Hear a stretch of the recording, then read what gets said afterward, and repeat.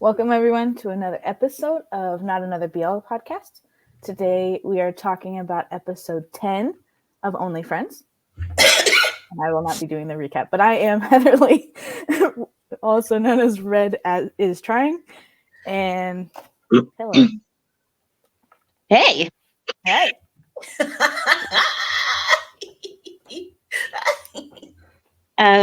I'm Shannon, or BL Gossip Girl. I forgot what else I was supposed to say. I'm here too. Hi.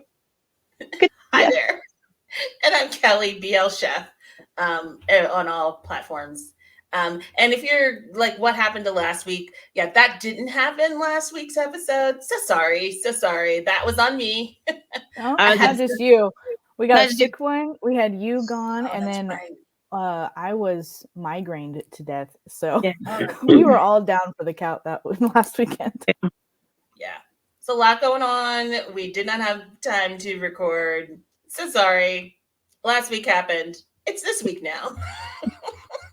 We have all moved on. I don't even remember the last episode. What happened? Anyway, did you do recap? Do we need to do one? Shannon, are we going to get your specialized recap? I don't know if I could bring out the fervor that one recap had in me. I could give it a shot. I'm not sure I remember the order of operations, but we can try. All right. We'll start with this. Episode 10. It opens by gaslighting us. All right. So we have Mew and Top and beautiful romantic-ish music as we learn that not only did Top have his ex stay the night, but his ex just cooked them a meal and then also told Mew, oh, we have a guest. He is the royal we. So there was that, and Mew, against my better judgment, stayed through that. And then we got to watch the ex Boeing literally hit on everyone in the room and be successful. That was what was shocking. Like, it's a lot. It was. And then a lot, but he was good. He like got it. All the and I would have folded. Top was just sitting there like already folded. Thank you. What? At one point, I know I'll tell you what I said at that part because I was like, So we had that happen. So Mew was there, and then there was other things happening that I think involved other characters.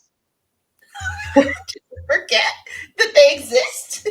I'm trying to remember what happened after each other. I'm just going to say everything that happened in the episode, and we'll figure out what happened when. So then we had Sand and Ray being very cute, with Ray starting. No, that is not what happened with Ray. No, they weren't cute at that. Fuck it, I don't know. But anyways, they had a conversation in which Sand was like, "Hey, you need to get to rehab. All these sort of things, and stuff." And Ray was pushing back against this.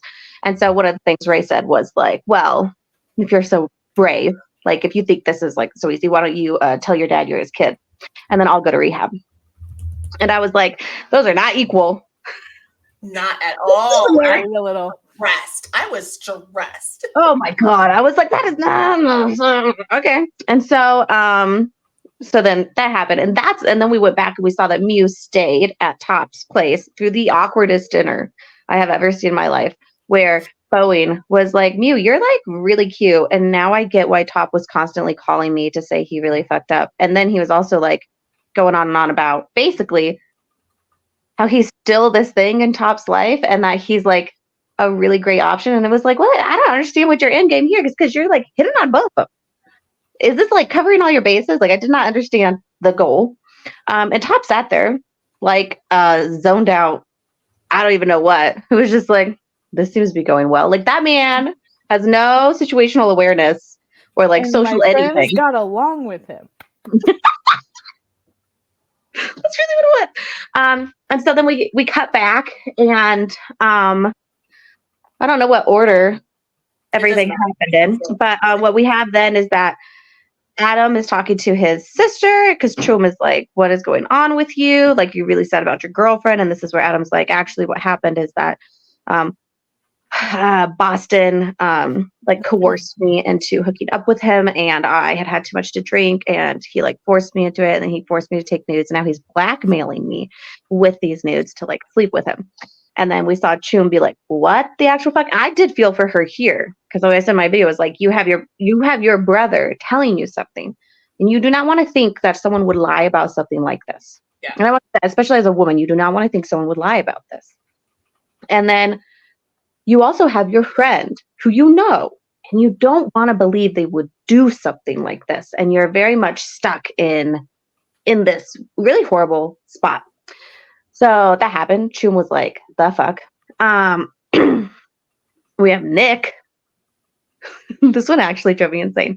Nick is with Daddy Dan. And they do like little computer things. Nick's working on some work stuff. And then Daddy Dan is like, I don't know, talking to him and being like, sorry I make you work so late all the time. And then he like brings up the kiss, and then they have a conversation, and then Nick is like, well, you know, it's okay, like, because you can like hook up and all this stuff and it not mean more, and that's like fine. And then Daddy Dan was like, yeah, but or you can like do it with someone you have feelings and emotions for, and it feels really great. And then he shut Nick's laptop. And I don't know if Nick saved his work. And I cannot explain to you how much that took me out of the moment where I was like, David. I'm not even joking. I was like, let him hit save. Do you like, don't do this to him. You come in when he's in the middle of a job and then shut his laptop and say, listen, don't trust autosave. That's all I'm saying. Yeah, sex is nice. But you know what else is nice?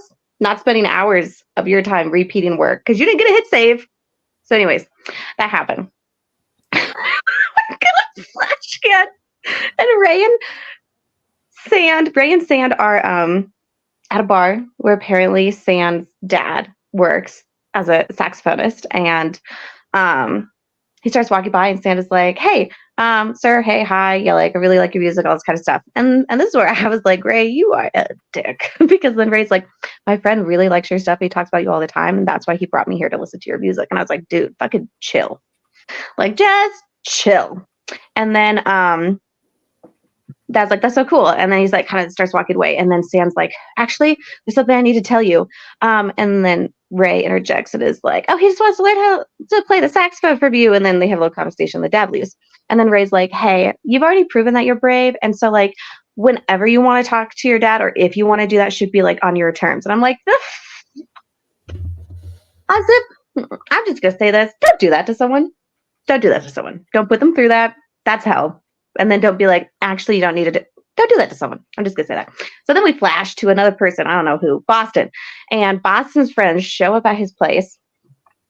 And they're like, oh, are you here? Like coercing someone else into nudes? As he's like talking to a model, like a literal model, who's like, clearly they're on the same fucking page about things, right? In the open. Like it's not a hidden room. Yeah. It was like he was just sitting out there. And then Boston's like, what the hell are you talking about? And she was like, Adam told me that like you forced him to do this, and then you took like nudes and you're blackmailing him. And Boston was like, the hell? He's like, look, he hit on me. Like he wanted, like we did hook up. He was the one who initiated everything, blah, blah, blah. He asked for the pictures to be taken. I was going to give the pictures to him, and I didn't take nudes of him. And she's like, show me the pictures. And then so he showed the pictures. I just want to say, if I ever was given pictures like that of my brother, I would never let him live it down, ever. Okay, and I realized it was like a serious situation, but I would have like just trolled him mercilessly. So anyways, she gets the pictures and then realizes, oh, they were not nudes. They're actually pretty tasteful. And then Boston is like, this didn't happen. And then she's like, well, he's always been into women. So blah, blah, blah. And then Boston was like, yeah. And then he wanted to experiment, and he like initiated things with me, and like he initiated things. And he's like, I would never blackmail someone into sleeping with me. And then Mew was like, oh, are you sure about that? I want you to say it again.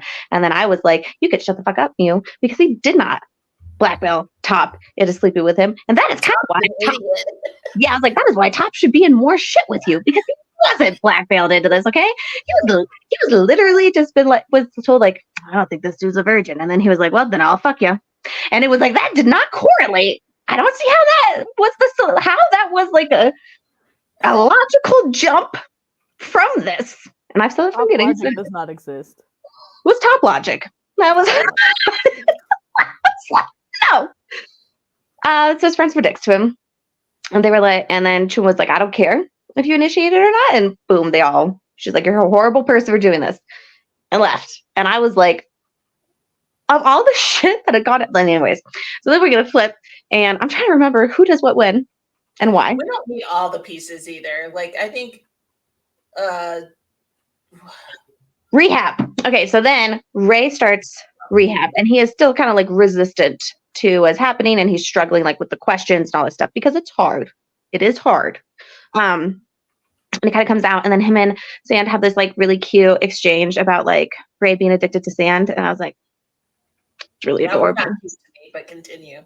I thought it was so cute with his little playfulness. I thought he was trying to dodge a lot of the stuff that came up in rehab, and he was like avoiding shit. You can get into it later, but it was not cute to me. Continue. And I was like, oh. And then we, what was it? That was that scene, right? And then we jump.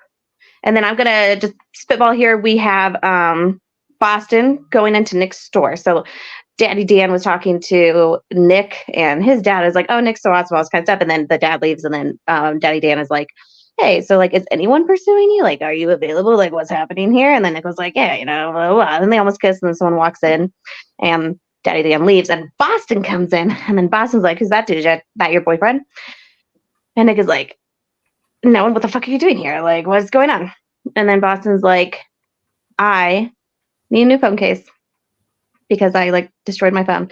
And then they all started talking in code. This episode, everyone spoke with double meanings. Mm-hmm. And I'm not gonna lie. I know that if I had been the person in any of these situations, a lot of the double meanings would have gone over my head. I'm not great when I'm actively involved in the double meanings. I can see it when like other people are involved in the double meanings. I'm like, yeah, but when it's me, no. So if I'd been Nick and he was like, yeah, and Boston was like, yeah, I don't take care of things I own, I'd have been like, well, fuck, man, you should probably work on that. Like, phones are expensive. It would have gone over my head. And then, so he's like, you show me some phone cases. They show phone cases. And then we find out that Boston has a picture of Nick on his phone. And he was like, I don't know, talked about like, actually that he'll like actually take care of something now. And then Nick was like, well, good, because there are some things you can't replace. And then I cried a little. And then they went separate ways. And then we had I think it was after this there's a lot more Ray and Sand. So then Ray he is going through his stuff, and he finds Sand at the house talking to his dad, and they're like talking about money, and his dad is telling Sand to like keep the money, take the money, keep the money, because he'll probably need his help for something. And then Sand is like, the actual fuck is going on. So then Ray goes to Sand's house. Yeah. Ray goes to Sand's house and just loses on him and was like, did my dad pay you to get me into rehab? And Sand says yes. And then Ray loses it and was like, you were only here because of the money. You never cared about me. It was all because of the money. Everything that you have said and that like has gone down has not been true. You don't actually care about me. It is what he has been saying about Sand constantly, where he's just like, you only slept with me because of the money. You only did all of this because of the money. And it was very hurtful stuff. And Sand was obviously like, wow, if that is the way you think about this, like that's concerning. And no, I did these things because I care about you, and all this kind of stuff. That scene was really hard. Broke me a little. And then Ray is like, you want me to go to rehab and like quit drinking all this stuff, but you're here selling alcohol. And then he like leaves. He's basically trying to say like you're a hypocrite and you're like all this stuff. Yeah. And then Sand is obviously like torn apart. They leave. Boston and Nick reunite and they have a little conversation and they're sitting down and then Nick is like, hey, what's going on? And so Boston just asked me, he's like, why do I always hurt people? Like, why do I always make these decisions that hurt the people around me? Like, why am I this way? And then Nick was like, well, maybe you want to be loved. And then Boston's like, well, why did you love me? Because I was like a horrible person to you. I was not kind to you. Why did you love me? And then Nick's like, well, maybe I'm nasty too, because I did these things and they were not good things. So, maybe we're just similar. And then Boston says he missed him, and Nick starts bawling and is like, I missed you. He's like, and I missed you so much. And they had a kiss, but they were crying. I'm sorry, that kid, that broke me a little. And then Boston was like, yeah, I missed you so much too. And then I was like, okay. Then they hooked up, and Boston finally went slow. So that happened. Never thought I'd see that. And then we go back to, whoa, I totally forgot about Top and Mew during all of this because I hated them through this episode. We'll get into the details in a minute. Boeing goes to Mia's house after sliding into his DMs and brought plants that many people explained to me the meaning of this ivy, and is hitting on Mew and then kisses Mew, and Mew, like, that went on longer than I expected it to. Well, not like expected it to, but anyways. And then Mew was like, what the heck are you doing? And then Boeing is like, well, do you think he even suffered enough? Like, don't you think maybe, like, instead of taking him back like this, you should make him suffer more? And then they hang out later on at, like, this water park thing with Top, and they're getting along great. And then Top goes to Boeing is like, what the hell are you doing here? And Boeing is like, well, turns out I actually like Mew. And then Top was like, well, are you trying to get revenge on me? What the hell's going on? And he was like, well, I was, but it turns out I actually like Mew now. And so, like, that's happening. And I was like, the fuck is going on with you guys? Okay, that's insane. And then we're just gonna, like, forget about them now, and we're gonna go back to Sand. We do want to close it out. Yeah, we're gonna go back to Sand and Ray, and this is, I think, where the episode ends. We get to Sand and Ray, and Sand is has a whole conversation with his father. His father clears up everything that happened with Sand, and that, like, Sand was returning the money. He didn't want the money. The dad just kind of, like, was putting on him and all this kind of stuff. And then Ray goes back. I thought he went back to rehab, like he went back for the next part of it and actually sat down and tried to have more honest answers with the therapist this time. And in one of them, the therapist is like, think about why you're here, if it's for you, if it's for someone else, and picture them. And then Ray pictured Sand and cried as he apologized to him, and it was just like, loving me takes patience. And I was like, oh my God, I was just bawling. And he just had this whole outpouring to Sand, who he was picturing, and then hugged him, and we wept, and the episode ended. Okay. There it is. Okay. So let's like actually discuss. What were you gonna say, Heather Lee? I was just saying your recap was longer than normal.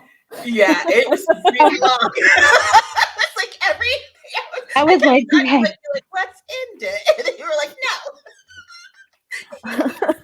It was one of those episodes where, like, a lot they had smaller chunks of things happening, where it wasn't like a longer. There was a lot of smaller chunks of things happening. Yeah, when they do that, it really does feel like a lot more. I don't know if we want to. I kind of want to start with Boston because that had me the most riled up.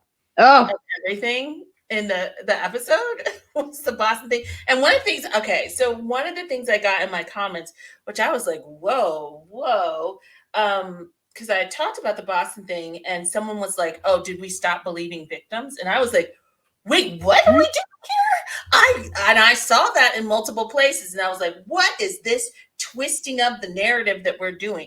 So according to them, we have no right to be upset with Chom because Chom didn't know that he was lying. And so that she believed the victim, and therefore she had the right to be angry at Boston. And I was like, pump the brakes. Yes, until a point. Had they never had her look at the pictures, see that they were not nudes, and then say, I don't care who initiated it, then I would be on board with that assessment. But it was clear by the end that she was like reeling in that maybe Adam hadn't been fully honest, but she was like, I don't care. Pissed anyway. Goodbye. We're not your, and she spoke for all of them, which really bothered me, and said, we're all not your friends anymore. And, Mew was like, and Ray was like, oh no, what are we doing? I don't know. Ray was chewing him out too. He started chewing him out. Chewed him out, but he was not as on board as Mew. He did and not. It was like at the beginning. It was more like a disappointed in the brother thing, and then like when all the other information came out, he stopped talking. Yeah. Like when he figured out what actually happened, he But didn't talk. I thought that's because he got cut off because he was going in, and then Mew cut Ray off and said, "Ray, no," like shut him down, and then Mew went in with his stuff. I've I don't seen remember multiple that. people replay that scene, and you can see Ray kind of switch in that scene. Yeah. But it bothered me that like I was like, yo, the way people see things is so different from the way that I see things.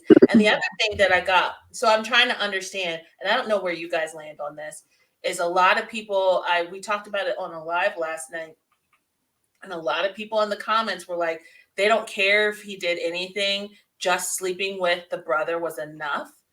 And I was told it is maybe cultural and American people don't understand, but you don't touch if a sibling, friends and siblings, you don't do that.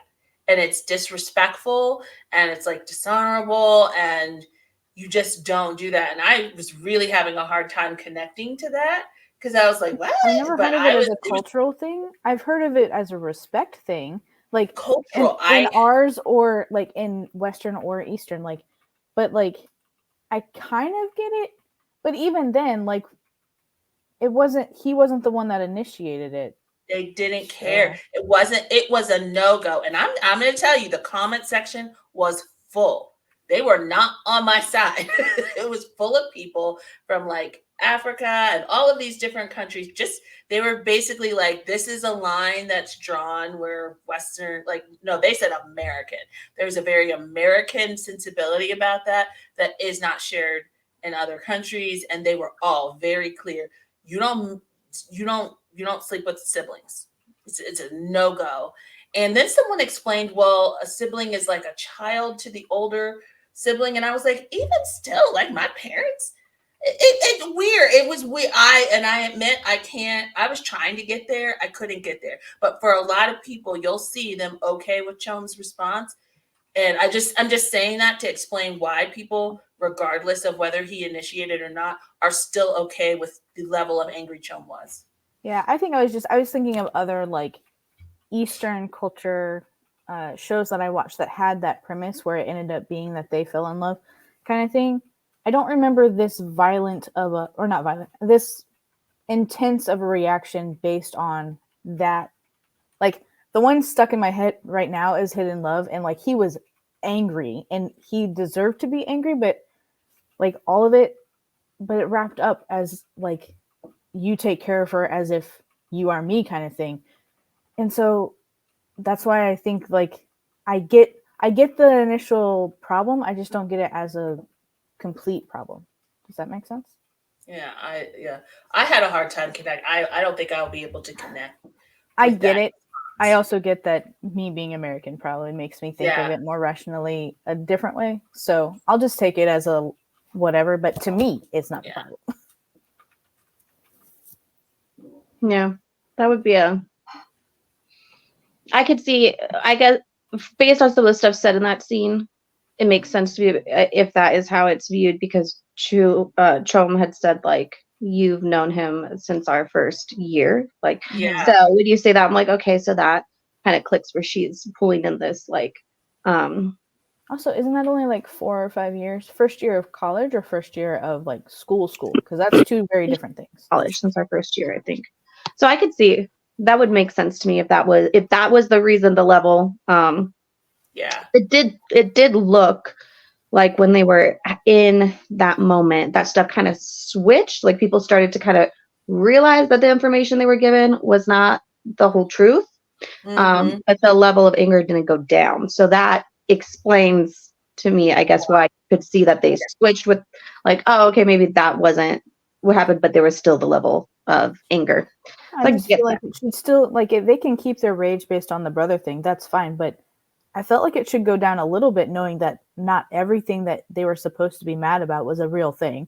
That was what kept getting me. I was like, you can still be mad that he fucked the brother. Like, I don't really care. What I care about is that man accused him of a lot of things that he did not do. and you are still the same level of mad that you were when you walked in with all the other information. And I'm like, that is a problem for me. Yeah, I agree. There's so much. Oh, go ahead. I think it was kind of funny because I said before that I wonder if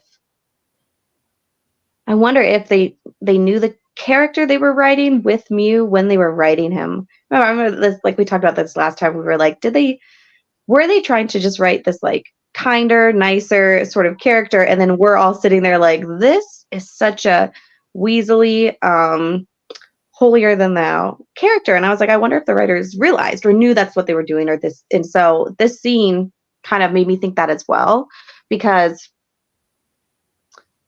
there's a lot around Boston that I struggle with, because to me it looks like Boston is kind of portraying the more free, like sexually free lifestyle, all this kind of stuff.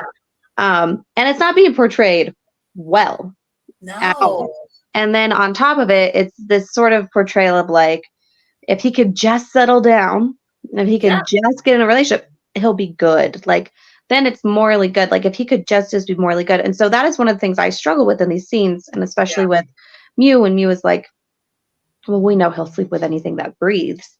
And I'm like,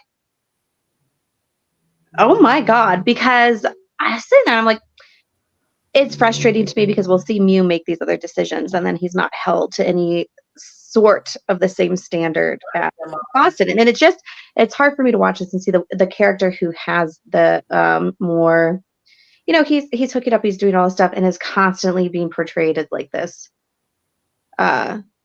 loose, like not even like morally gray. Like everyone keeps coming out seeing him as just like bad and it all bad. Like one of the things I saw was someone was like, oh, this is his actions catching up to him. So maybe he'll learn that his lifestyle needs to change. And I'm like, whoa. If this had been I don't Nick, like that that's the narrative. because I was like, if Nick had done something, you know, like if Nick had tried to get a revenge, I would understand that, because Nick had been involved with Boston and they had that, and there is the stuff that went down between them. And that's not on so much as like Boston's lifestyle of wanting to hook up all the time, as it is on Boston being a dick about how he treats the people he is involved with. But this thing that happened had nothing to do with Boston's lifestyle. That is something that can happen to you whether you are only in long-term relationships or you're in hookups or whatever. That's not something that happens because of your lifestyle. And so that was, I dislike that narrative that's coming out around that. Yeah, I was bothered that this was the thing that triggered him to step back and like assess. I don't like the message it sends, because he didn't do anything wrong. He didn't do anything wrong, but he lost everyone and was left alone to like figure things out. And because someone lied on him, and we're supposed to be like, haha, that's what you get, Boston. Like, no, I don't like any of that. And I feel like it does send the wrong message, that if you sleep around, no one will believe you. And you're just that is exactly. And that's what that episode told me about Boston. Yeah. That was what was difficult for me as well, because to me it did feel like, oh well, you're the boy who cried wolf because you sleep with everyone, so why would we believe, you know, when this comes out, why would we not believe anything about being with him? Like that was the thing that got me. Like he didn't deny being with Adam, he denied who started it, which this entire time we've been talking about, this entire time how he has not successfully picked up anybody. Everybody's been picking up Boston. Exactly. It is a little bit funny if he is like just really horrible. Funny. But he's the one that keeps getting in trouble because of all these hookups. It was like, he's not doing it. He's just saying, okay. And I think that narrative is dangerous. And I don't think, and I don't know if they're thinking about this, but like, I know I talk about I May Destroy You a lot, but they're similar. And her character, when she tries to like go to the police and talk, once she figures out she was assaulted, a huge part of the storyline is she's promiscuous.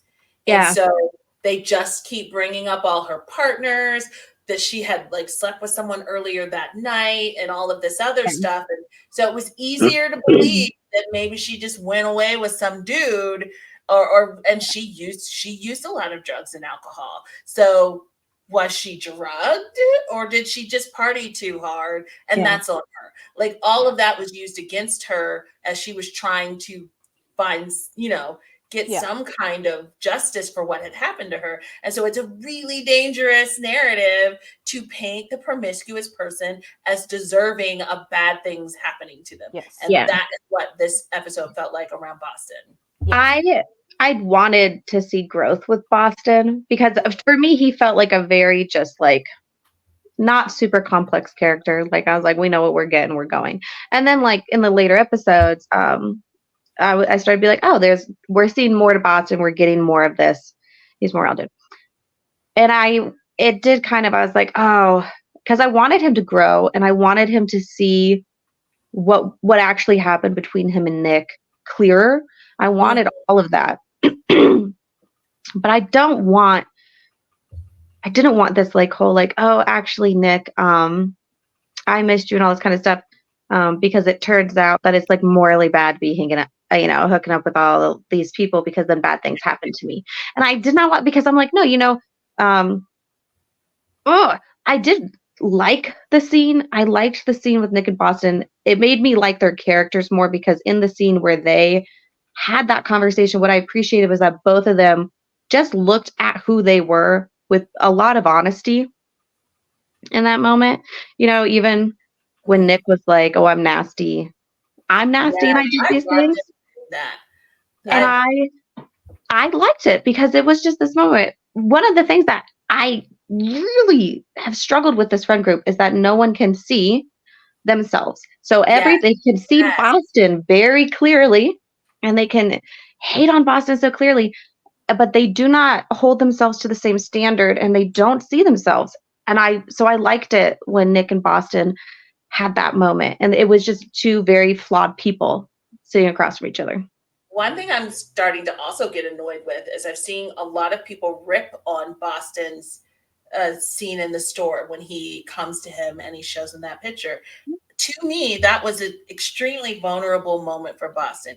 To have someone displayed on his phone when he has spoken about how private he has to be, for it to be that very special picture and that exchange that they had in that moment, all of that actually was a lot for Boston. Do you know how many joke videos I've seen? Oh, Boston thought he ate. Oh, ha ha ha, look, Boston thought he really did something with that picture. I mean, this show has trained us to treat Boston like trash the way his friends do. That is what I feel. Because I was like, no, he is not good with words. He hasn't learned how to emotionally connect with himself. And that was huge. For him to come to that store was huge. For him to try to explain himself was huge. And for him to show vulnerability, knowing he may get nothing in return, just to let Nick see you were not just sex for me. Yeah. That's what all of that did. And he was nervous. He was very nervous. Oh no, she froze. Did she freeze for you? And then when they meet up again and they're like when they're sitting down by the pool, it just shows you how difficult this is for Boston because he immediately shuts Nick down. Immediately he has that wall up and then Nick is like, dude, I'm being nice. Like I'm acting on what you gave. So you have to. And it was, and I like that because it was, I was like, this is a struggle. He is not used to this. This is something hard for him. That was. Oh my God, you disappeared. You back? I'm back. Okay. I don't know what that was. So weird. You were talking and then you went like this and this. It was magic. Insane. It freaked me out. I was like magic. Ta-da. But I say, but like that's character growth. That's what you want to see is people grow, and I think we saw character growth in this episode and it was painful. It was painful seeing a lot of the growth. And then we saw people slide backwards. Can I say one thing about the character growth that I thought was beautifully done? And it was Nick. He had seen the photo it was in the store. He saw the photo. They had their exchange. He was very calm-ish. Like even with that, He didn't tell him to come back. He said, "Wait here. I'll go fix your phone." Yeah. Which last time he forced him to leave so that he had to come back. This time he's like, "You can stay here. I'll go fix your phone." Yeah. Like, And I felt like that was growth in its own way, because like he totally could have been like, "Yeah, I'll go fix it and you can come back." And he also, I like when he said that thing where he was like, yeah, you should learn to take care of your things because not everything can be replaced. Yeah. And that is so different from when he was talking to Sand previously. And he was like, he doesn't have to love me. He doesn't have to care about me. I just love him. I just want to be around him. And it was finally different where he was like, actually, you do need to be better to me. Yeah. And I was like, yeah, Nick. Yes. But I think they showed a lot when his dad was teasing him, and he was like, it really was hard for me. And it showed that I think what people are downplaying with Boston and Nick is whether it was good or bad, Boston thought Nick was beautiful. Boston desired Nick as Nick was. And I don't know that he has fully been desired in that way and felt value in the beauty of himself in that way. And so that is one of the things that tied him to Boston. And Boston didn't know he was doing anything special for Nick. He just legitimately was attracted to Nick and was like, "You are beautiful. You are attractive. I am into you." And so that was part of what like locked Nick in, because he's not had that. He totally changed himself. He's still stuck in that mindset of the curly boy. Yeah. And so that's like a big part of their connector there. Yeah. One of the things I think when we saw, now we're at this point, you can look back on Nick and Boston's story and you can see the impact they have on each other, like, and how it's growing. And like, one of the things is that the impact Nick was having on Boston was that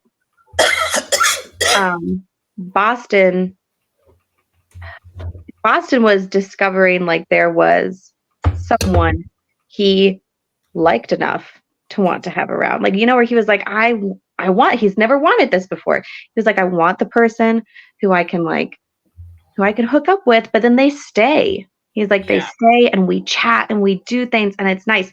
And that was what he told Nick. He's like, right now, that's only you. And it's so funny because you think like, well, no, duh. But no, Boston was learning this. He had not had that. Yeah. He had not found someone where he wanted that.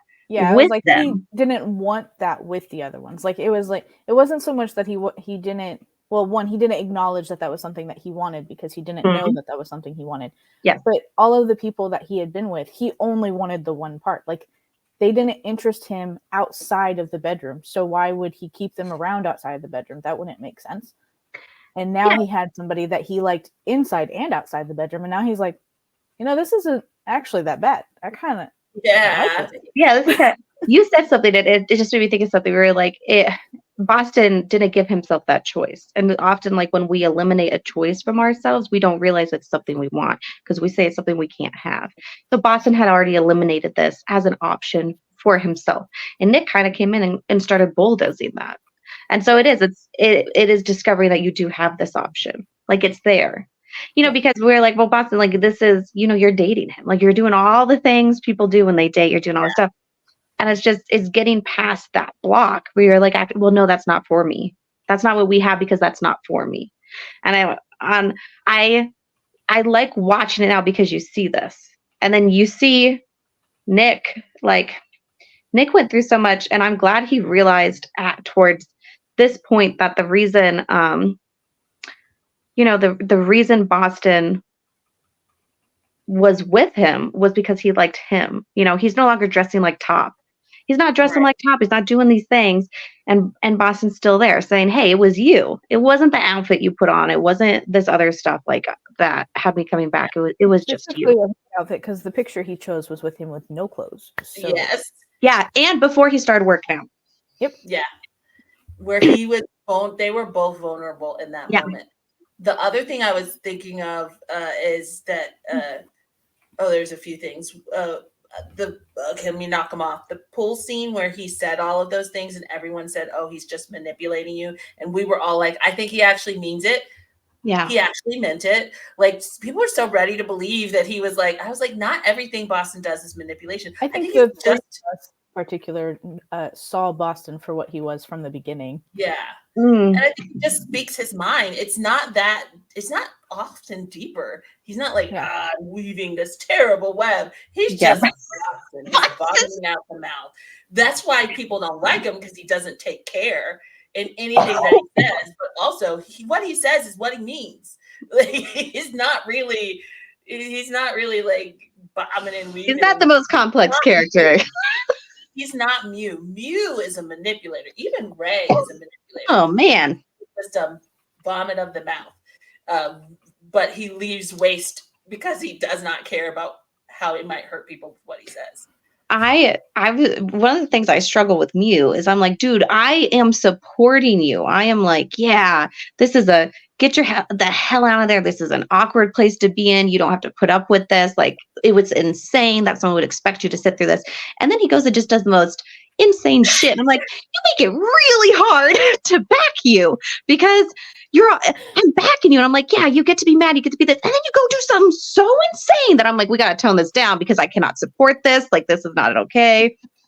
That's why I was saying last night I was saying his response to things does not equal the thing. Because let's be real. What did Top do? Top at the beginning, and it wasn't okay. I'm not saying it was okay. It was royal dick move by Top. Oh, yeah. He slept with his friend at the beginning. So decide, Mew. Decide what you want, because right now you're just turning it over and over and over, and you are torturing this man who's not great, but does he deserve, like what he did to Boston? Was that the level of horror that Boston deserved? What you're doing to Top right now, is this what they deserve? It's just everything you're saying is because you look at Mew and he's just screaming at him. It's like, make a decision. You got to figure something out. If you're going to be hurt, you get to be hurt. Be hurt. Let yourself be hurt, and then go through this. And then when they had that moment by the pool, and Top was like, if you tell me to leave, I'm going to leave and I'll be gone forever. I'm always like, have you given this man 5 minutes of fucking space to breathe and get through the shit you did to him? No, Top, you keep popping out in the middle of fucking nowhere. Like, my God. I'm like, I honestly, at one point, I was like, do you have a tag on his phone? How do you keep finding this man? Because it was, I'm like, let him fucking breathe. Just imagine Top popping up in all the places that Mew should be and him not be there, and the people that are there like, can I help you? He's the type that would just be Top. Mew would go home and he'd be already there having coffee with his moms. Yes, that is who Top is. I was expecting to see that happen. I kind of expected that, actually. Right? And so when Mew's like, stop, and he's like, look, how can I trust that you won't do this? I'm like, oh, Mew, you're not ready, because you're not ready for this. You don't trust him. There's still a lot of hurt here, and you haven't been really given any space to just get through this. And so then it's just hard, because you're just watching Mew turn back into not turn back into, but he's just hurt, and he's going to keep responding as a hurt person because he's not over the hurt. And then Top is just like, I'm so sorry. That man, we have not seen a single friend for him all season, not a single friend. The one fucking friend, the friend who is his sleeping pill, is his ex, who he has the little airplane from, who's like, oh, just someone from my past, and who's like, didn't we say we'd be each other's comfort when we broke up? And I was like,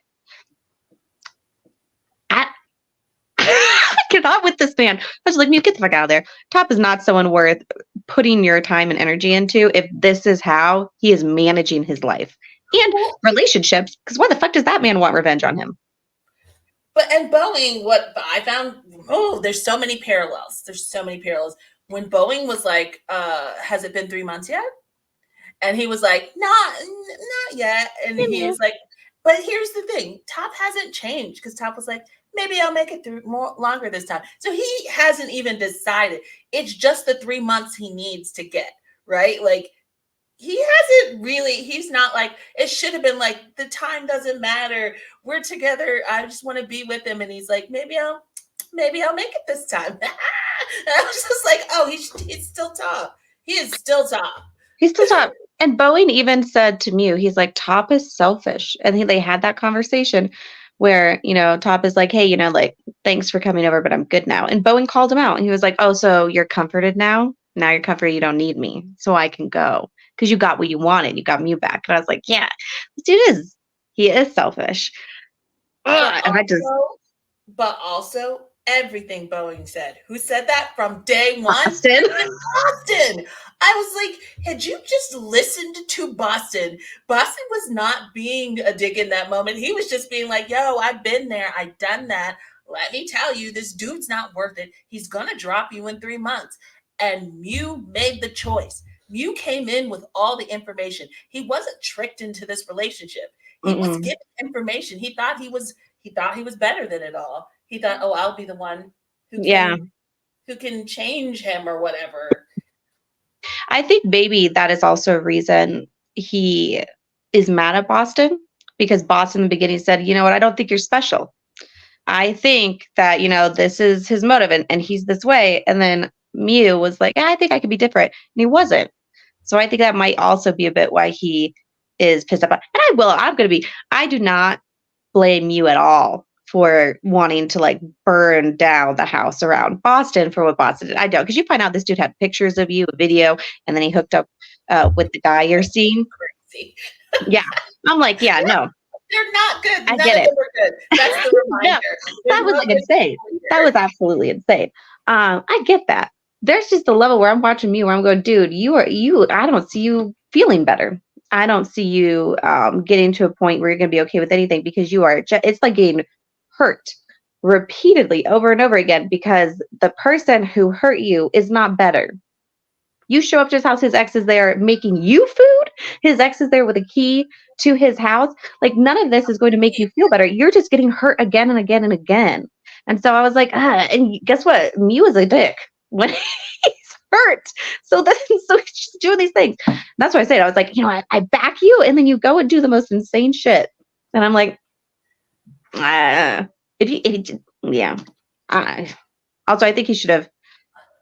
I think it's hard because what I said, he puts a line. He says, okay, this is what it is now. And then he moves it. Is he now trying to freak out Top and do stuff with Boeing? Is he trying? We don't know. Again, that's what I said. I was like, everyone was like, yeah, revenge era. I was like, how long does it last? Because this is getting old. But also, revenge eras are not satisfying when it's revenge. We're cool now and I love you again. Revenge. Like, no, hold on. You got to have a solid revenge line. I think, I don't know. He keeps confusing me, and that makes me like him less. But also, he's terrifying. He's more terrifying now than I feel like ever. And I'm did you guys see the deleted scene? I did, which is why he terrifies me so much. Holy hell! Oh, it was. Said, I felt vindicated. Yep. I'm watching this deleted scene, and I'm like, Top, why do you want to go back to this? Like, because Top wants his 4 months. He wants his 3 months, 2 days. Yeah, he's looking for 3 months. That's what I think you can get 3 months and 2 days without dating the Joker and Harley all mixed up into one. I feel like that's not necessary.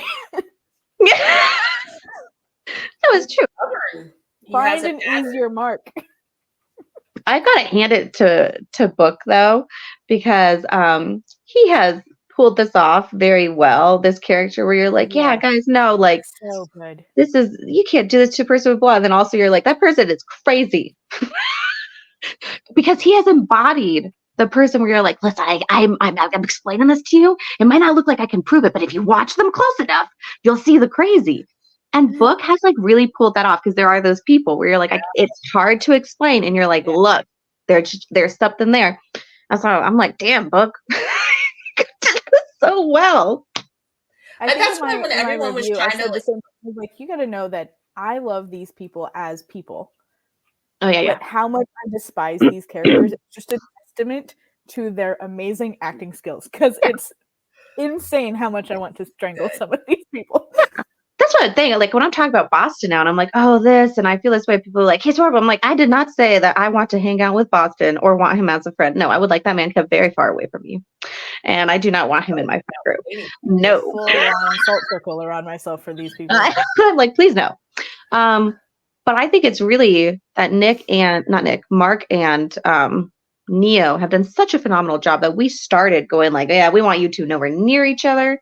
You are opposite to each other. We're like, Nick, you are stalker behavior crazy. And then also Boston, like, oh my fucking God, what the fuck is wrong with you? You're an a-hole. You're constantly an a-hole. Like, when are you not being one?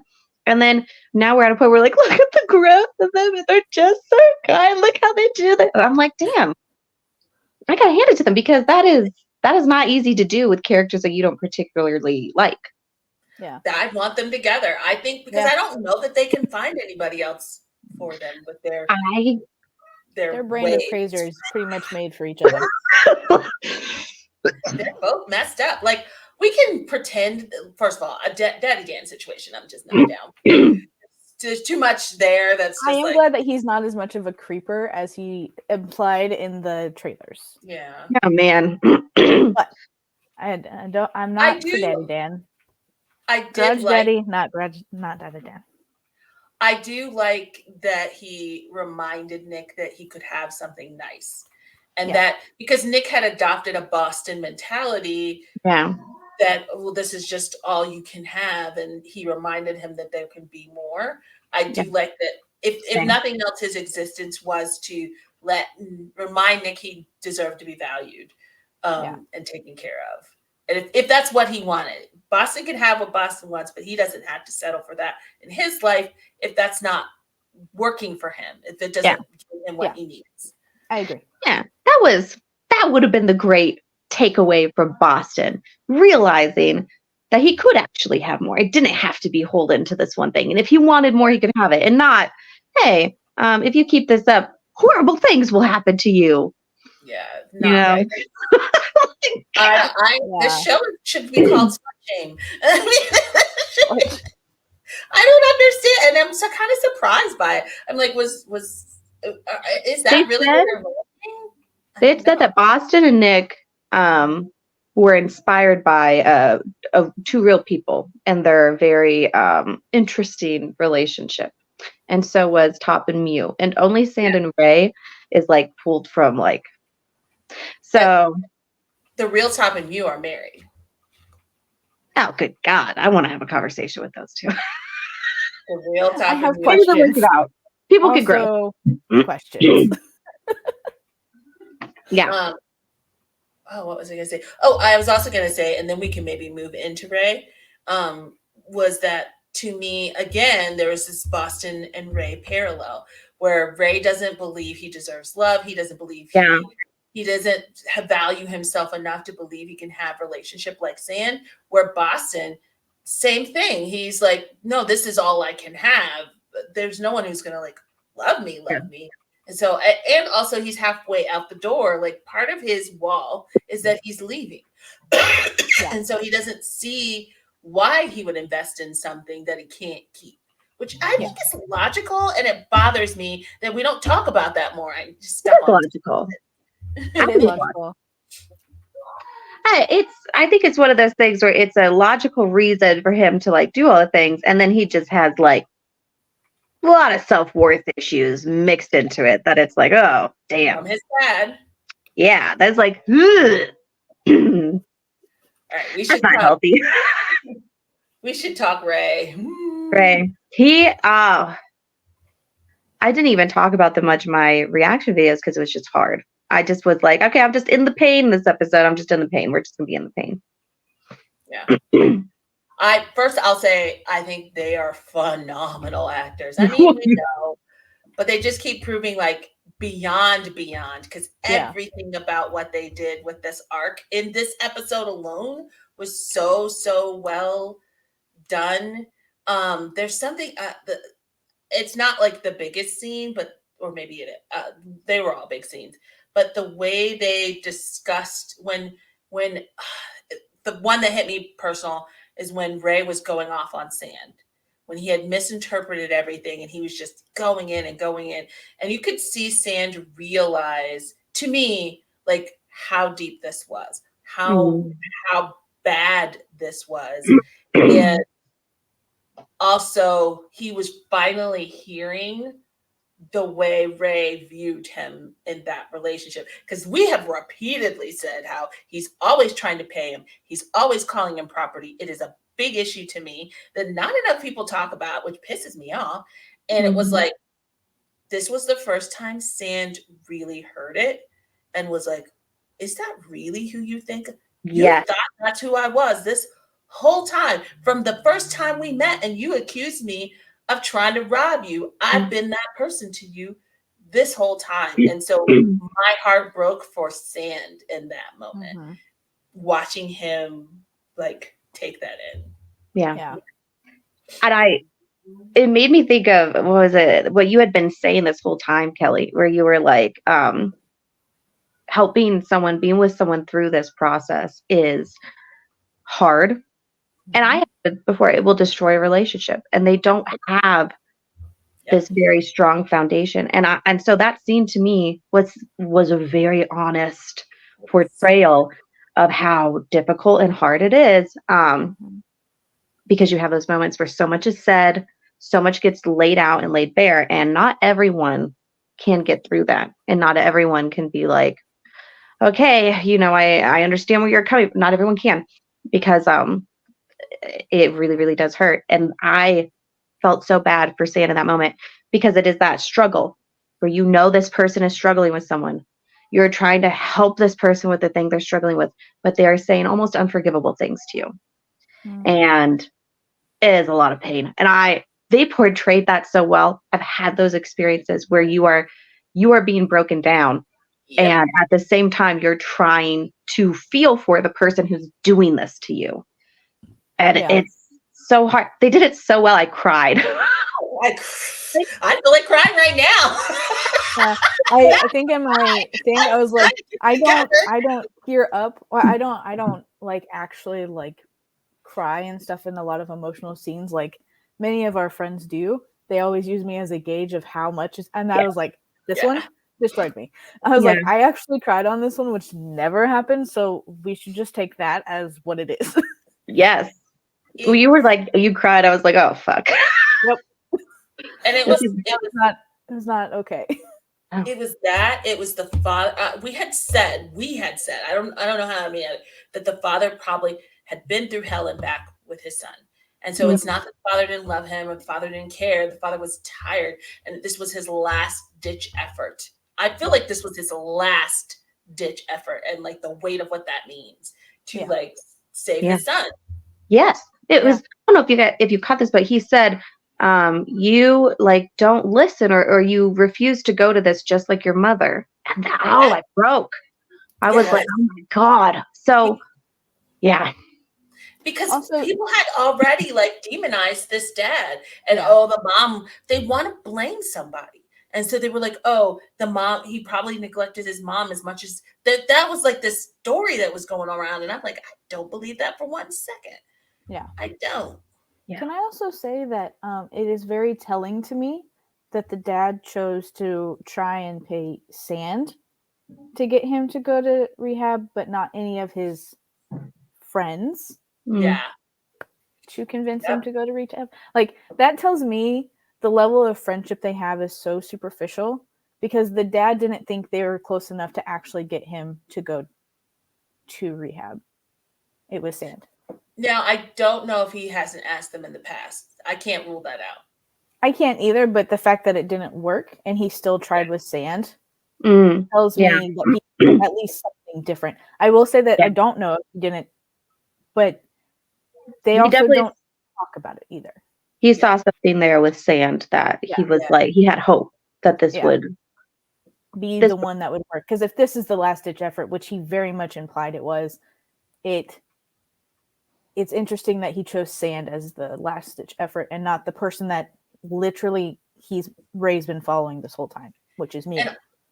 And also, as spoiled as Ray is, because he is spoiled and he is very much entitled rich kid, he doesn't come by it honest, because his dad was like, I respect Sand. Like, everything about the money exchange was not like some filthy rich person like throwing money around. It was very much, he said, I can tell he's going through a hard time. He's willing to help you. I wanted to do something to help him too. And then he still turned the money down. He's like, I respect him. And you're very lucky to have someone like that around. And just that alone told me his dad is not the source of all that mess that's going Yeah. on. This I was, think it was the mom, but the mom is a lot of issues for Ray, Yeah. I think. and that is where I think when it comes to addiction, the fact that this could just be passed down in families, and I'm Yeah. not sure that everyone knows exactly what that looks like, because it's not necessarily that like, oh, this thing caused it. This is a generational thing that just gets passed down, and it's a cycle. It's hard. For my friend, it was his father and then him that lived with me, but it was a wild situation because he had come out and been rejected by his mother. And so but family is a funky thing, and I don't think people like look at the layer. It's not one way or another, because when that moment hit where we knew we were at our wits' end, we didn't know what else to do, and we called his mom, this person who he wasn't talking to, who had rejected him, who was not in his life, and she did not know how bad off he was. And she came in and within an hour had him out of the room, had him up, and had whisked him away. And we weren't sure if that was a good thing or not. It turned out to be, but it was like, at least he was not dying in his room anymore. Like he was going to live another day, because mom knew exactly what to do. She knew, sadly, because she had gone through it with dad, she knew exactly how to handle the situation and how to take care of him. So it's just, you can't, I think sometimes when I see these conversations, I'm like, it's not cut and dry. Even the family piece is not cut and dry, and there's so much layer to it. There's so much, and people respond different ways. So like how one person responds to something is not how somebody else will respond to something. So just saying, if only this person did this or this person did that, or somebody loved him more, I was like, that doesn't work on everybody. It might work for you. It might work for somebody else. It won't work for everybody. It's not how that works. Laura and I were talking about, because we were both didn't like the fact that he kept saying, I'll do it for sand. I'll do it for sand. That bothered me. But then we both came to the same place. And I hope that's the way they go of, well, sometimes you maybe need to start in that space. I think I said that in my review too. I was like, I was having severe issues that he was doing it for sand. Like even that final clip where he's like, I'm doing it for sand. And then I in my review, as I was talking about it, I was like, but I do understand that sometimes you got to have to start with somebody else because you don't see yourself as important enough as the person to start it. There was for me when I was watching and I was seeing when they had the conversation and Sam got very honest with Ray and he goes, I don't want to sing at your funeral. And Ray was again, just like, with the funeral thing, I would like that to stop. Well, but then he goes in to the rehab stuff and he's pushing against this so hard. When I saw that, I was like, he's not wanting this. He's not wanting this. This isn't something he wants, like all this kind of stuff. And I don't know if this was the order, but when I saw him back at the rehab place, I thought he had gone back. Like he had more appointments. He was supposed to go back. That was what his dad was telling him. You're supposed to be doing this. You're supposed to be going back to rehab. And I thought that was him. But I don't know, maybe it wasn't, but that was him without sand, without anyone else. He went back there. Yeah. Answered the questions honestly. And this time it wasn't sand wants me to be here, so I'm here. It was, I have hurt someone so immensely who I just realized cares to this level for me. And that's why I'm here now. And so I was like, oh, you finally found a reason. And it's not, these people are bringing me here and making all this stuff. It was being able to finally see some of his actions and seeing an impact and being like, and now I'm here. And I was like, and so I cried because I was like, finally, hopefully, as I was saying, like it goes from there. It gets more from there and develops. But I was finally glad to see like, like you got yourself there and you have this reason for yourself, because I feel like even before when he said it was for sand, that was not really a thing. It was more like, well, you're bringing me there. It was a because of sand, not a for sand. Yes, because of that. He drove me here, walk in here, so I'm just in here for my allotted hour, and then I'm gonna walk back out. He was such a dick. He's like, I know he was. He tried to get around the stuff and and all these sort of things, and I was like, I saw it. Before. It's how people who don't want to go to therapy start off therapy. Yeah. Yeah. You can't. Go ahead. No, what were you gonna say? Oh, I was thinking. I really admire Cowton's acting because I was like, he is so charismatic and he makes Ray someone you want to love and you want to root for, and you are just like, yes, I want you. That after every single thing, you're sitting there going, please, please, please let this work because I really, really want this for you. And I'm really happy they cast him because I feel like if it was not the right person cast, you wouldn't want Ray to get better. We would not have this empathy. We wouldn't. And I think it's important to have that empathy for Ray. Yeah. I don't think we lean on casting enough. It's something I'm kind of like obsessed with anything. And I think like the person who casts shows is just as important as like the director and everything else. And the casting for this, especially when you're like stuck having to like work within the realm of these ships, like they're kind of pigeonholed in ships when they're trying to cast these shows, because maybe one person in the ship works and the other one doesn't, but you gotta cast the ship with BL. Yeah. But this person, just whoever cast this, got it so right. Perfect. Like, so perfect. Can I just bring up on the acting? I felt, and character wise, I felt for everyone, okay? But like I felt so bad for First because he had to pretend like he was the therapist that was not reacting to anything. He was just there. Him trying not to cry at Cal. I'm like, I can't do this. I can't do this. Since they cry when they wake up and cry when they I was like him trying not to cry. I'm like, please stop. Make it stop. Switch back to the therapist, please. That whole scene, I just wept. I could not stop crying. And I felt like it had been everything I was hoping would happen. But through the whole show, I was not confident we were ever going to get it. And that had made me sad. And I had said, I was like, their romance to me feels like a tragedy because it feels like it's dead before it begins. And then to see that moment, I just cried because I was like, okay, I can see you guys as something. Like there's a lot of hurt and there's a lot of stuff, but I have hope for you guys recovering something from this. And it was the first time I had hope. And I think it's a testament to the writing that they never allowed us to sit easy. Even in the moments we were like, oh, fine, I guess that's what this show is. And then they're like, hello, Boeing. I was like, oh, yay. My reaction video, because I was kind of at the beginning being like, oh, this is not what I thought it was going to be. And I was like, oh, I literally said, oh, I feel like we're watching a BL for the first time. And I was like, I guess we're watching a BL now. And I really just kind of like shut down a little bit. And then Boeing started Boeing. And I literally look in the camera and I go, it's happening. And changed my mood the whole rest of the episode. I called him a chaos gremlin in mine because it was like this little chaos gremlin just came up and shook everything. It was everything though. And I love an actor who can just eat up a small role. Like he came in and he was like, No, exactly. Everyone who has been casted has been phenomenal. Even Daddy Dan, even like every time. But Mond coming in as Boeing, I was literally, I was like, this man breathes and he is flirting.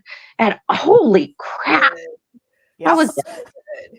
He was exhibiting chemistry with everyone. And I was like, shut that off. Like, how are you doing that? Talking about Boeing, can I just say that I no longer think that Top stole Boeing. I think Boeing initiated everything.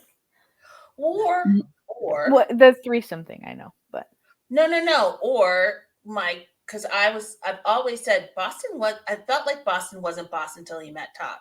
Mm-hmm. Could Boeing be the same?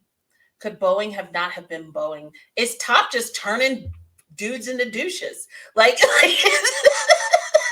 are they like experiencing their 3-month? Because look at Mew. Mew is like going off the deep end. Like, is this the Top effect?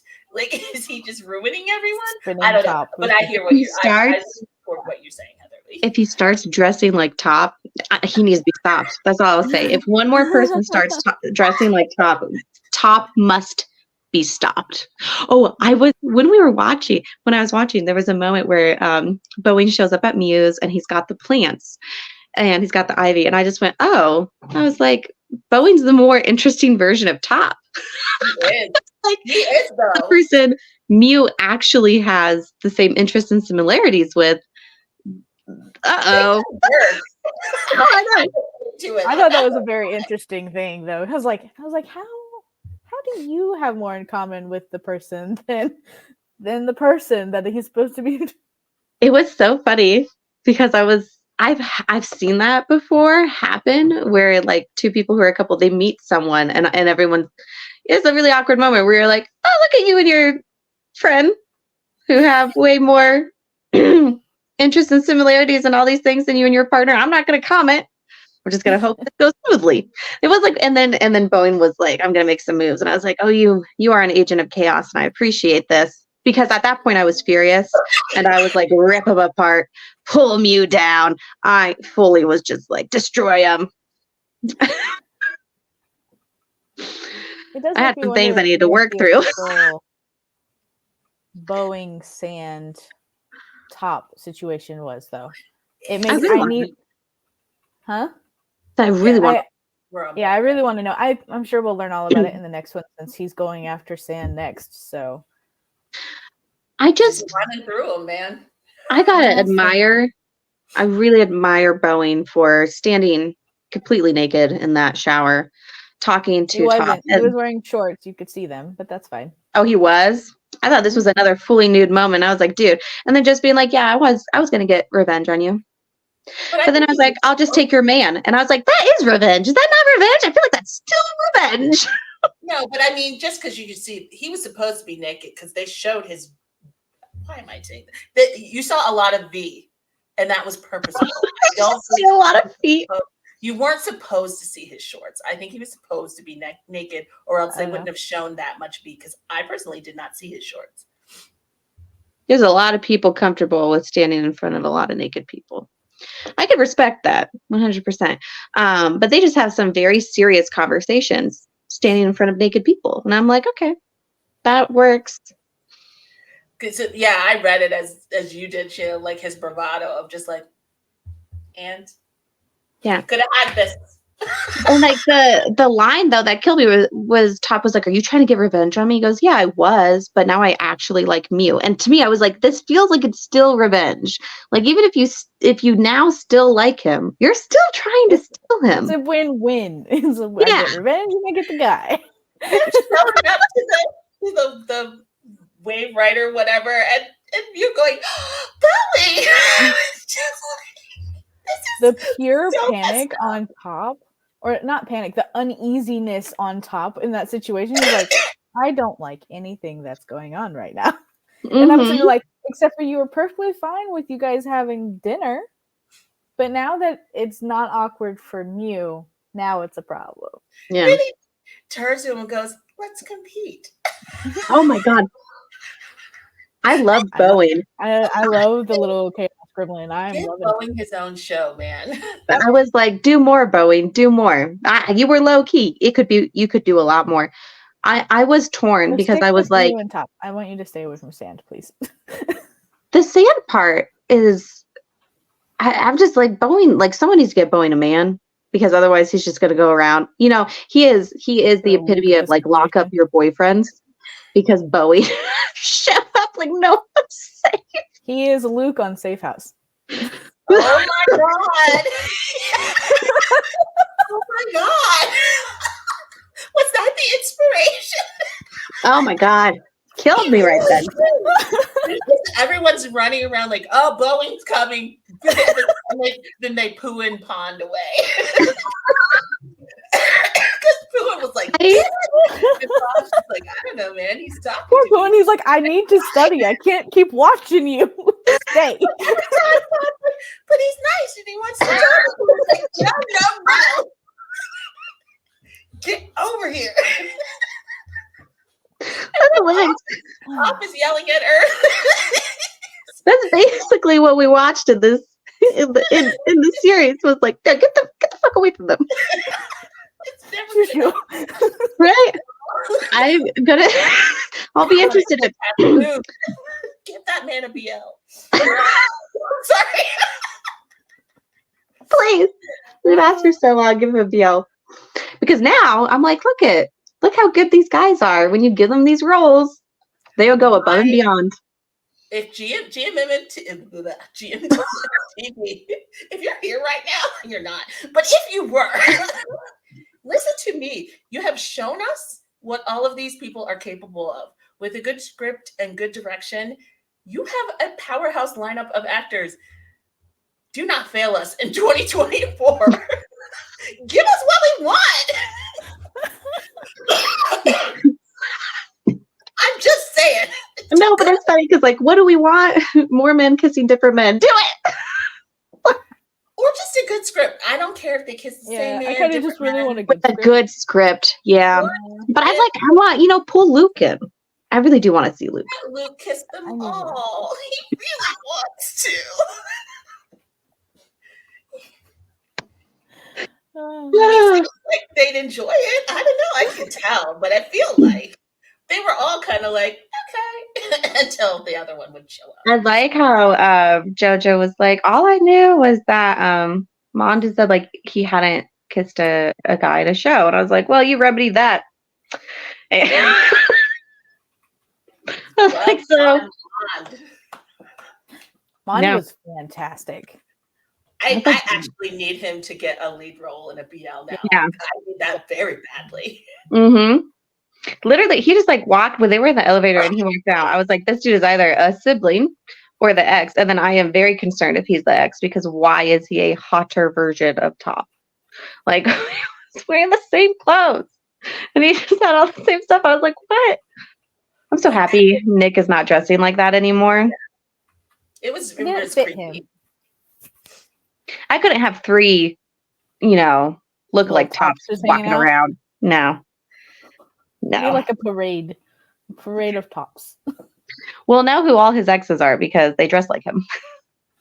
It's funny because the way they did Top's character, like, is he hot? Yes. But is he desirable to me? No. Because he's so bland and he's so just vanilla and he's so like, this is just me talking. I'm sure other people have their own like impression, but I thought it was really interesting to make him he's good looking and they keep trying to tell us like he's the ultimate desire. But to me, he's like the most boring of all of them. He's the most boring of the Sperry boys. Like, because as soon as Boeing showed up, I was like, oh, hey, Mew, you should go with Boeing because he seems like a great option. Now, Boeing seems a little bit crazy, but as we have just seen with Nick and Boston, sometimes people's crazy matches, and you should run with it. Yeah. Boeing can actually match his crazy, and Top cannot. Top does not know how to match crazy. I think Top is like, I don't think Top recognizes what crazy is, so he's just like. Well, he was high most of the time, so he doesn't have to recognize anything. He's also single focused. What is his 3-month hang up? It's weird, man. I really hope we get some background on this because, like, we've had to deduce why would Boston, like, take photos of his friends, and my deduction from this is because they're dicks to him. And so maybe that was why. But then I'm like, I don't want to deduce why, what's his name, who I forgot, Top, has this 3-month thing. And I don't want to try and guess why Boeing would want revenge on him. Like, just tell me, okay? Put up a PowerPoint, put it in. The 3-month thing was because of Boeing. Because, like, Boeing is the one that he was 3 months with, which is confirmed. But, like, before Boeing showed up and they started talking about his revenge on Top, I thought it was, like, Boeing did something to Top. Yeah, that's what. So I was like, but now that Boeing's like, or he's like, is this your revenge on me? And I'm like, well, if Boeing broke up with you at 3 months, then it wouldn't be his revenge. It would be the opposite. And so the more I sit here, other than we know that his dad owns they own the hotel stuff, we know nothing about Top. He has no friends, no communications with his family because his family is always gone, apparently. Leaves him alone all the time. So I was like, you have no connections with anybody, and I know nothing about you. So you're both boring and non-existent in my head. And it's not because of, like, Force's amazingness. I'm just saying, like, as a character, he seems like a very 2D human. Yes. And I don't like 2D humans. Like we were starting to see him kind of develop more before Mew found out. Like he was like, "Oh, I have interests, and look at me sketch you," and now we're doing stuff. And it was like, "Oh, we're slowly building you being a bit more interesting with things." And then it didn't get to go further because, God, he's just so. I will not get over that part where Mew is like furious at him, and he's like, "Oh, but listen, he told me that like." You had what was it called? Slept with Ray. And he's like, but I don't even care now if you did. And I was like, sir, you should have been kicked out of the house. There's just stuff about Top where I'm like, how can you? The most interesting thing about him is what an idiot he is when it comes to things. And it's just trying to figure out why. That's why they had to make him have the drug line story. Because they didn't have any other story of interest that they could use. Yeah, I don't know. I just feel like there's some interesting things where I'm like, if we could learn the background, like what the heck went down with him and Boeing, or what is this stuff? But my God, the man just sits there. I'm like, you sat there while your ex was one flirting with who you want to be your now boyfriend, but then also sitting there and like implying that you and him are this whole thing. And he was just like, I was like, you better have a rich internal dialogue right now or something, because what the hell was going on? Yeah. Go blank faced so often. I do want to just go backwards just first because I don't want us to miss this. I don't know if we talked about it. I loved that it makes sense now that we saw I must call him Neo. Boston Jackrabbit so much because it made the scene with Nick have more meaning. Yes. Yes, 100%. Time. And I was watching, oh God, shoot. I don't know if it was Sincerely or CJ. I'm going to be honest. Sorry, guys. One of you was talking about how before we only saw him chasing pleasure. It was and Sincerely. now he made his partner's pleasure his priority for the first time. It was Sincerely, and I 100% agree. There's so many parallels between all these characters because we have that whole conversation between Mew and Top, where Top is like, wow, like before you, I did not give a shit about that's right. Other people and stuff. And it's just interesting to me how similar all these characters are. And that's actually what bothers me when people cannot see anything with Boston. Because I'm like, they're all so similar. So similar. And then we've been given less to emotionally tie ourselves to Boston. And so, but that's like a sentiment on life, right? Like, I wonder if it's because we've gotten the POV of so many other people except for Boston. It is interesting. I'm really worried about the last few episodes. I'm like, because I'm just worried because we're at a point where like, okay, Nick and Boston seem to be having resolved some stuff, but I am not confident in them being solid through the last 2 episodes. I'm not confident in that just because I think we're at a point where there's been so much hurt and there's been so much other stuff and people are not healed.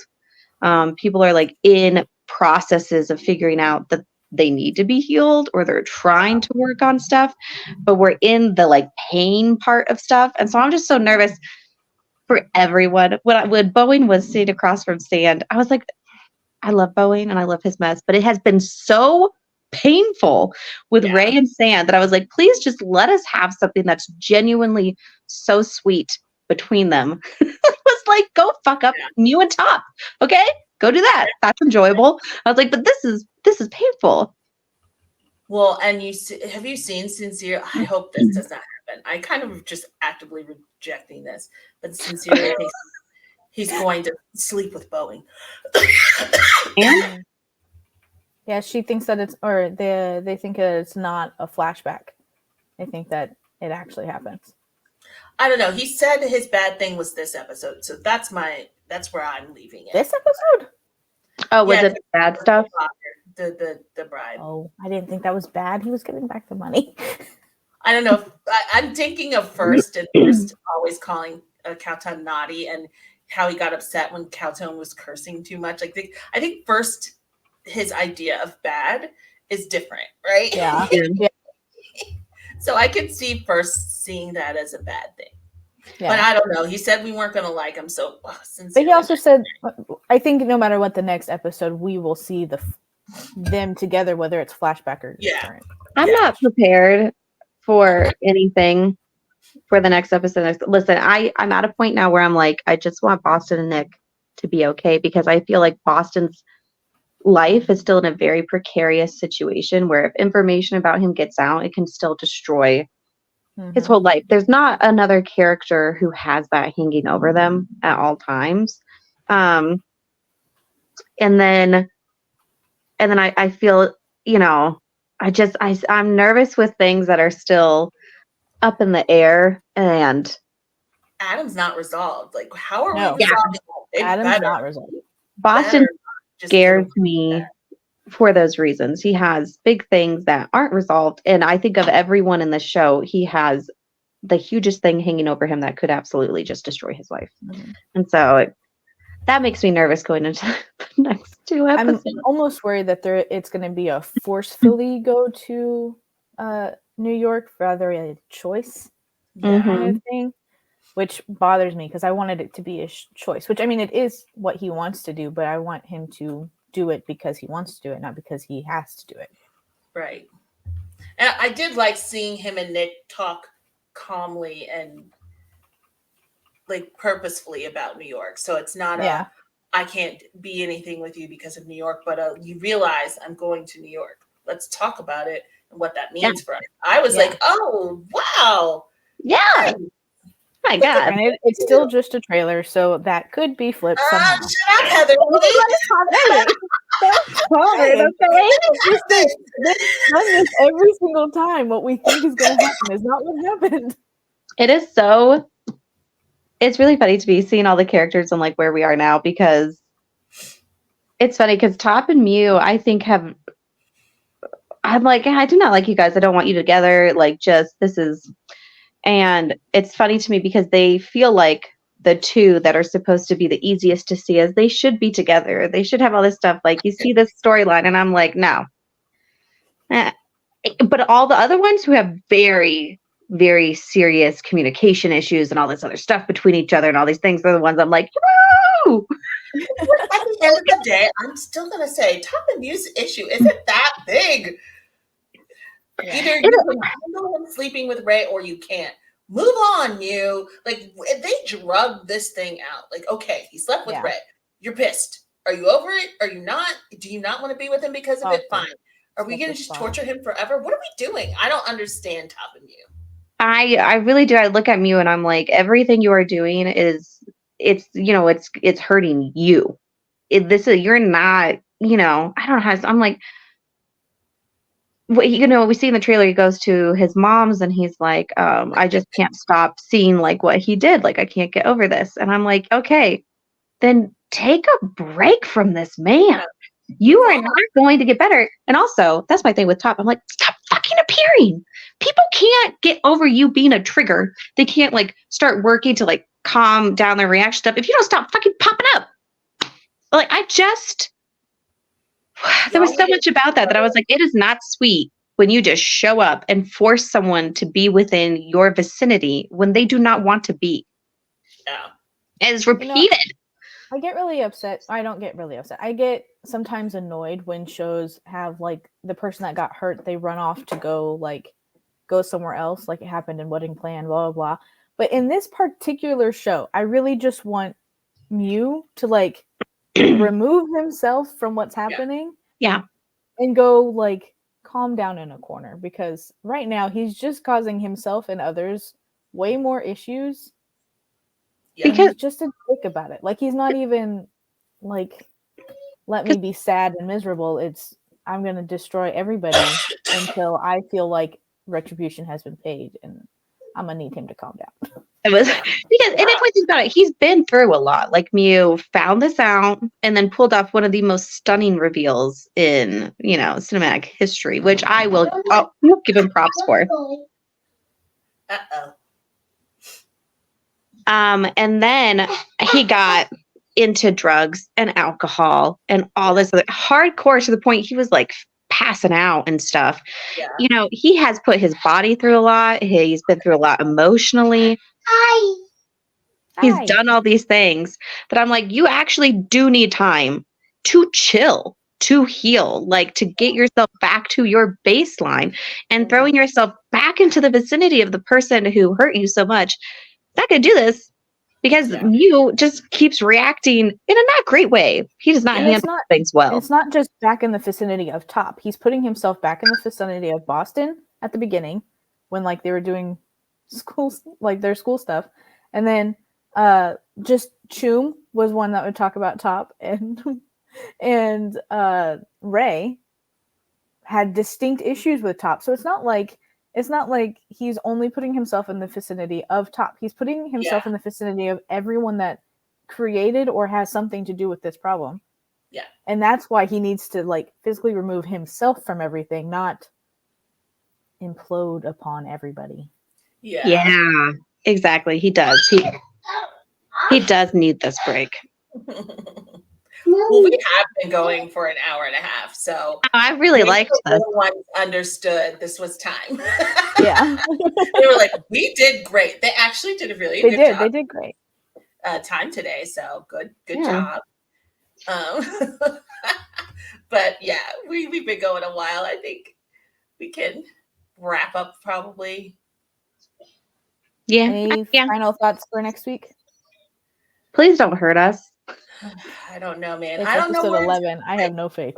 I have absolutely no idea where they're going with the show, which is exciting and terrifying at the same time. Yep. I don't know what we're gonna get. All right. Okay. We're going to say goodbye, you guys. Thank you for joining us this week, and we hope you have a great week. See you next week. Bye. Bye-bye.